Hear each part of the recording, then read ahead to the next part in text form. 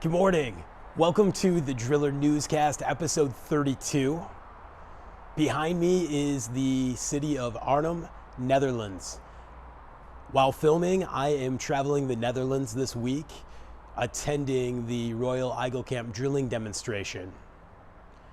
I'm very excited to visit with international drillers, talk sonic, talk industry, talk climate change, talk clean energy and water. It's been very rewarding this week traveling, as Netherlands is also a very large agricultural country. And they are working on some of the same issues that we are, from things like the waters of the United States and phosphates and nitrates getting into watersheds from poor runoff. And they have great technologies and soil conservation measures and many things they're doing that we will hopefully adopt in the States. For this week in the news and feature, we are going to continue our discussion with Jesse Richardson of the Water System Council. In this next half, we talk about what if groundwater does become part of the waters of the United States, what we should do as drillers when we're learning about legal battles that we need the big guns to come into, talking to our local state association, the National Groundwater Association, and the Water System Council, so we have those advocates to have our back. But before we dive into the news, let's talk some driving safety.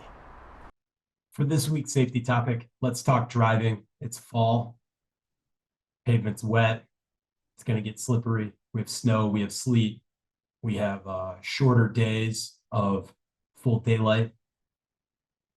The National Highway Traffic Safety Administration 2021 projection, because the final numbers are not in yet, shows an estimation of 42,915 people died in motor vehicle traffic crashes last year.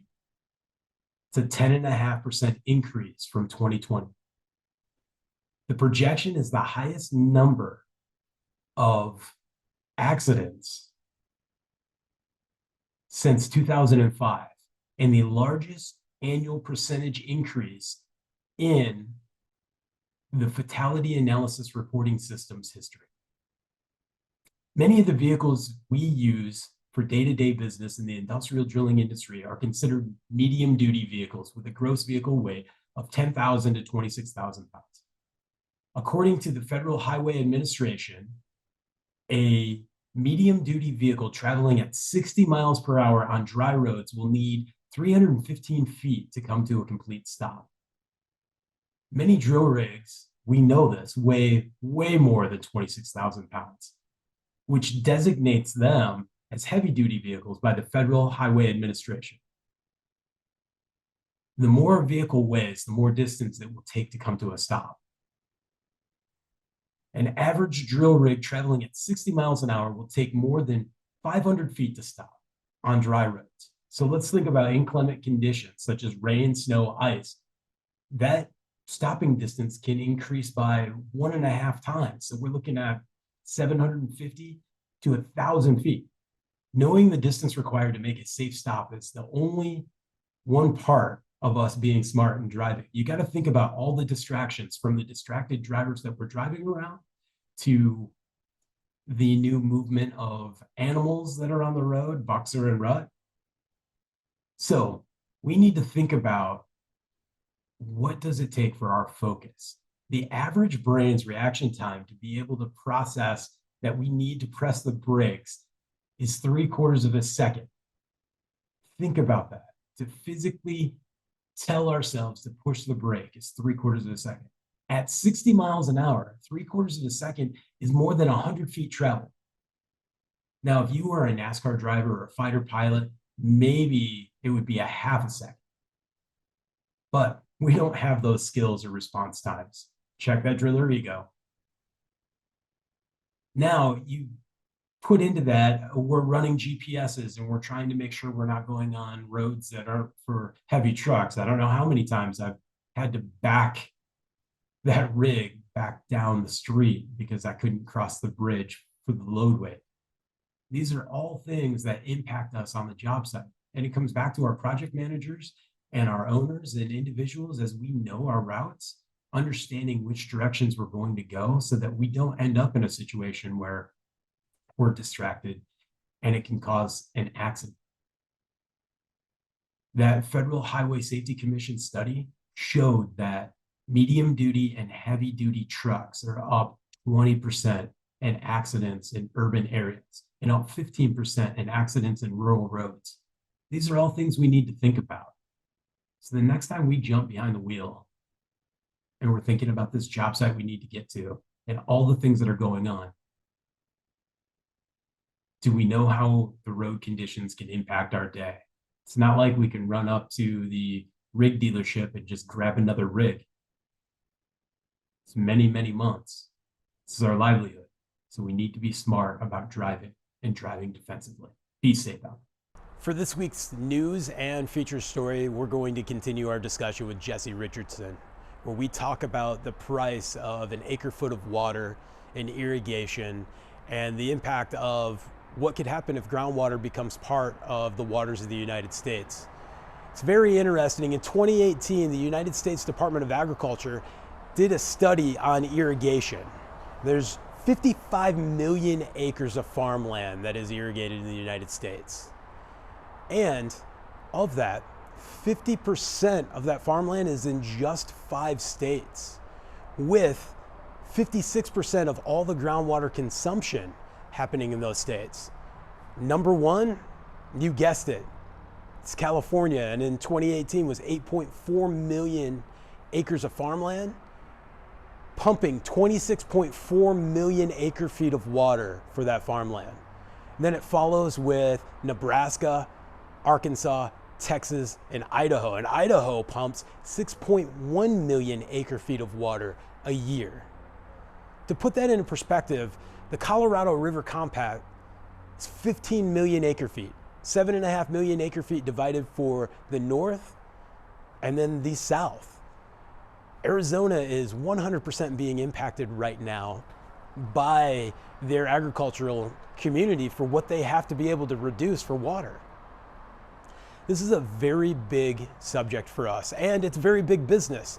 As of 2018, our great drilling industry had drilled nearly 500,000 irrigation wells, with many farms having 3 to 4 irrigation wells.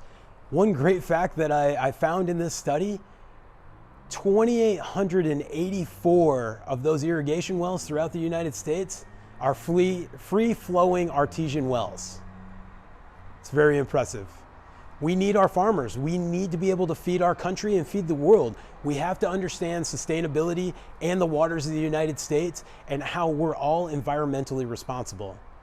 I hope you enjoy this discussion. If we were to put groundwater into part of the waters of the United States from an extraction standpoint of what's happening with the Colorado River or what's happening in the California-Oregon border right now, where we're seeing withdrawal, we've stopped withdrawal because we have reduced these rivers, and we have this entire ecosystem, and we're trying to balance watering crops and feeding people and keeping an entire wildlife system. If it's the salmon or the trout, if you made groundwater part of the waters of the United States, would that limit what we could pump out of the ground? It could. I think there would be more uncertainty. Yeah, it's a great question, because if you try to dry up a wetland by draining the water, that doesn't pass muster. You're basically destroying the waters of the United States. So courts could basically keep extending the case law until we can't touch groundwater anymore. I think in the shorter term, you might be looking, definitely septic tanks and wastewater systems are already in play. And there are a lot of cases involving wastewater pending right now. I think water well contractors could come into the play also.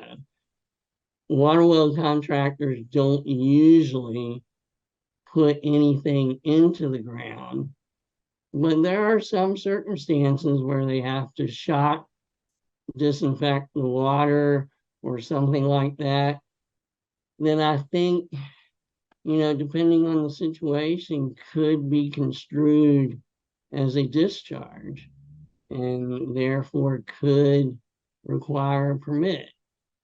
This is all speculation, but right now there's just a lot of uncertainty and we don't know where this is going to go.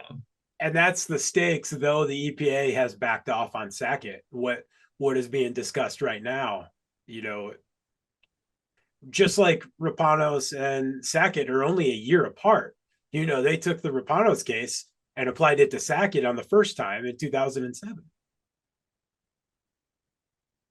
Yeah, I can't remember that first time they came up to the Supreme Court, but in that case, basically, the Sacketts said, because the EPA at that time had said, we've determined this is a wetland, you need to not discharge. If you discharge, you're subject to fines and penalties of tens of thousands of dollars per day, as long as the violation continues.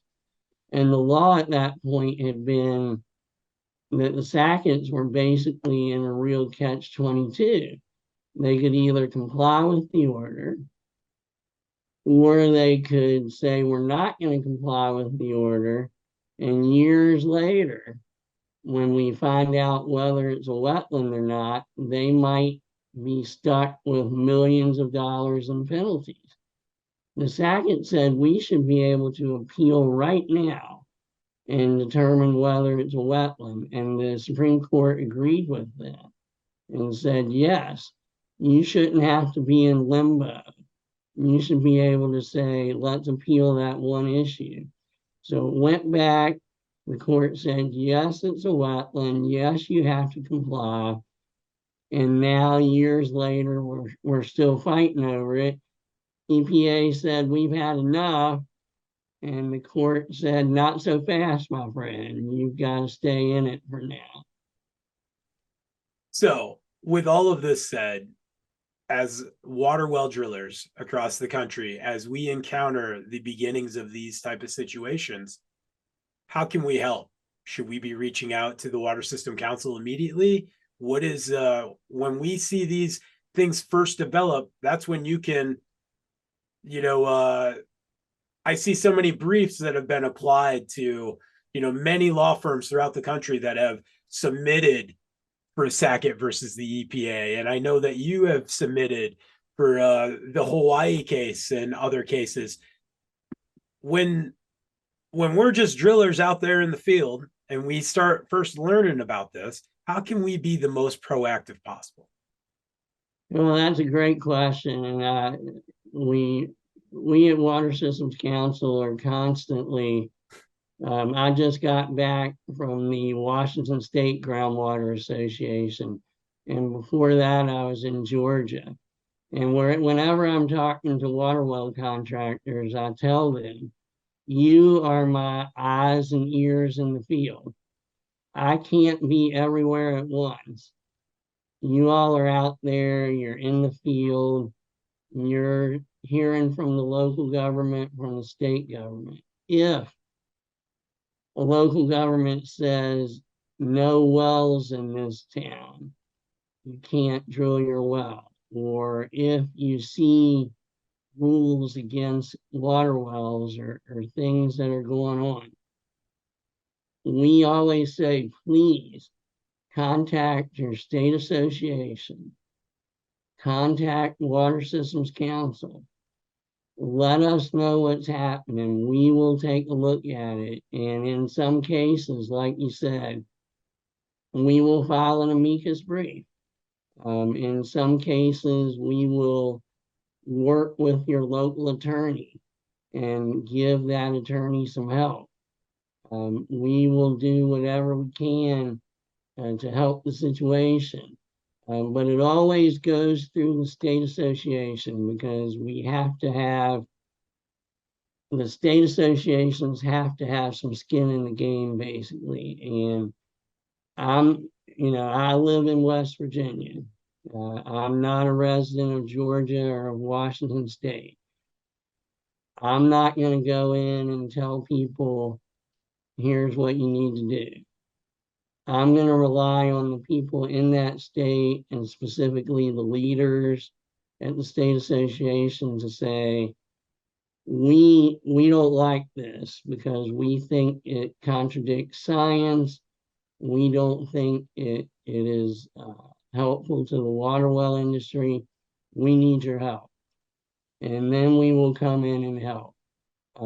I don't vote in Georgia. I don't vote in Washington State. So the state legislators aren't going to listen to me. They're going to listen to the water well contractors. So that's what we tell them as well. Always maintain relationships with your state legislators, your local governing body. Get to know them. We need, as an industry, to be at the table when these rules are being made. We can't always be reactive. We have to be proactive. And so I know it's tough because you all are out there putting wells and water systems in. You're busy, especially now. So to tell you, you have to also talk to these state legislators. There's only 24 hours in a day, right? But we're talking about how you put food on the table for your family. And what happens in these court cases, what happens in the state legislature at the local level, that can shut down your business and you can't feed your family anymore. So the stakes can't get any higher. It's unique to hear that you were in Georgia and Washington because, you know, if we look right now, Southern Oregon and Northern California are arguing over withdrawals and how things have been estimated and why water was released where it was. And Georgia and Florida have had some fights over water from, you know, Southern Georgia to Northern Florida. And we're talking about, we knew the Pacific Northwest is in a dry situation, but then to turn around and look at, you know, the extreme Southeast having similar dry conditions, we as an industry all need to be talking about all this stuff. And they're having drought in the Northeast now. We would have never imagined drought in Connecticut or New Hampshire, but they're experiencing drought. And you asked me if anything had changed with WOTUS, and there really hasn't been a change. But one thing that has changed, I think, between the Jubilee and today, or at least my knowledge has changed. I knew that it was really bad in California and Arizona and on the Colorado River. That is a really bad situation. But I had the great pleasure of being invited to a water law forum in Austin, Texas a few weeks ago. And it was invitation only. There were only 2 lawyers from east of the Mississippi. Arizona and California were well represented. And one thing that I learned there is that it's worse than I thought. It is really, really bad. I would say Arizona right now is in a dire situation. They're experiencing very rapid development. The water from the Colorado River is being cut back. And there's nowhere for them to go for water. California is in a similar situation. So I just think the situation is even more dire than I thought it was in those Western states. Absolutely. And I think it's very, excuse me, ironic. We think it's population and people consumption that is, you know, impacting that watershed, but it's our major industry in agriculture. It's the 40 million people that rely on that need it, but they're, less than 10% of what that consumption really is for everything else.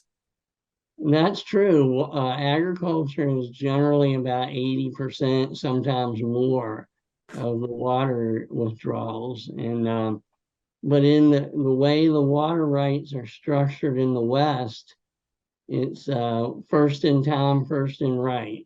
So those people who have been drawing water for decades, centuries sometimes, they have the first rights.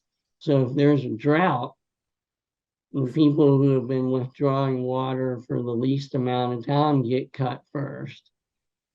And so right now there was a case in Texas, there was a case in California, where the state is trying to say, farmers, you need to cut back a little bit because these municipalities need water. And in both cases, the court said, you can't do that. The farmers are the senior appropriators. They have the better right. And so what's going to happen, what's going to have to solve this problem is there going to have to be some money that's going to change hands. And the question is going to be, who's going to pay for that? And how much are they going to pay? The price of water in the West is increasing rapidly. And we all know when we go to the grocery store about inflation, but the water price is going up dramatically in the West. And it's not only the Colorado River now. We're seeing the Snake River Platte. We see Nebraska versus Colorado and the Upper North Platte, wanting to build a canal. We're seeing irrigators and canals saying no to the Bureau of Reclamation when they say shut it down, and then the attack comes back. Well, you won't get any of the drought relief funding, from the federal funding. There's some very dramatic things happening right now. Indeed, yeah, and that right now that's in the West, and they're experiencing a 1,200-year drought. But it's coming east. It's just a matter of time.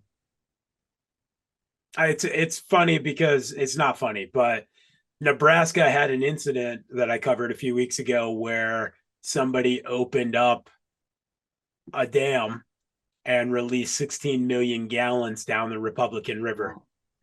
And the operator caught it and went and shut it down. The handle to the sloughs were right nearby, so somebody just went and opened up 2 10-foot gates, and they requested from the reservoir another 16 million gallons, and they said no problem, we'll give you, and it's the West can't do that. And I thought the most odd part of that situation was they pay $52 an acre foot in Nebraska. Wow, that's nothing. So $2,600 for 16 million gallons. Wow. But you're right. It's heading east, and we can see the drought maps, and we can even see Great Lakes states are being affected right now. Mm-hmm. I'm hearing at least what people are asking for water in the West is up to $1,500 an acre foot. Wow. Mm-hmm. Thank you so much for all the knowledge you've shared with us today. Thank you, Brock. I appreciate you inviting me, and you always are very knowledgeable and have great questions. I love discussing water issues with you. It's a lot of fun. Thank you. Thanks.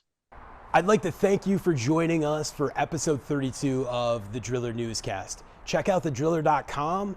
The digital edition of the October issue has just come out. It is very cool to open and see the live action on the front page.